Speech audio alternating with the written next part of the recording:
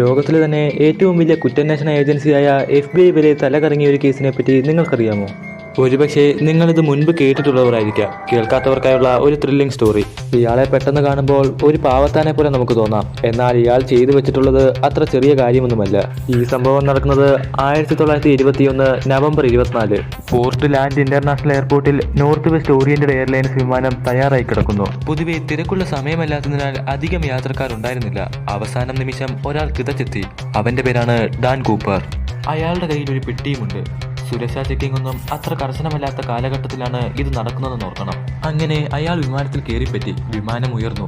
യാത്രക്കാർക്ക് എന്തെങ്കിലും ആവശ്യമുണ്ടോ എന്നറിയാനെത്തിയ എയർ ഹോസ്റ്റസിനോട് തനിക്കൊരു കടലാസും പേനയും വേണമെന്ന് അയാൾ ആവശ്യപ്പെട്ടു.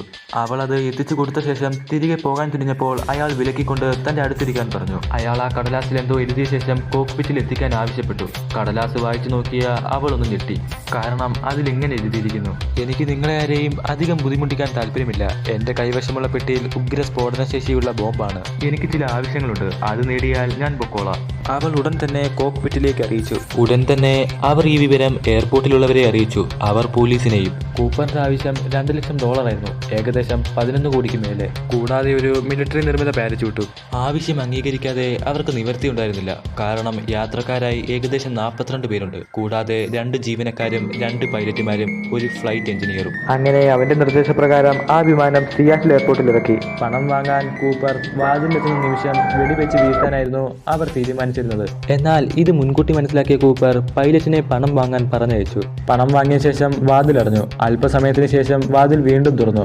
ഓരോ യാത്രക്കാരായി പുറത്തേക്ക് വരാൻ തുടങ്ങി. വിമാനത്തിലാകെ അവശേഷിക്കുന്നത് 2 പൈലറ്റുമാരും എഞ്ചിനീയറും കൂപ്പറും മാത്രം. അയാൾ വിമാനം മെക്സിക്കോയിലേക്ക് പറത്താൻ ആവശ്യപ്പെട്ടു. പക്ഷേ ചില നിബന്ധനകൾ വെച്ചു. വിമാനം 10,000 അടിയിൽ കൂടുതൽ ഉയരത്തിൽ പോകാൻ പാടില്ല. ഓട്ടോ പൈലറ്റ് യൂണിറ്റ് ഉപയോഗിക്കരുത്.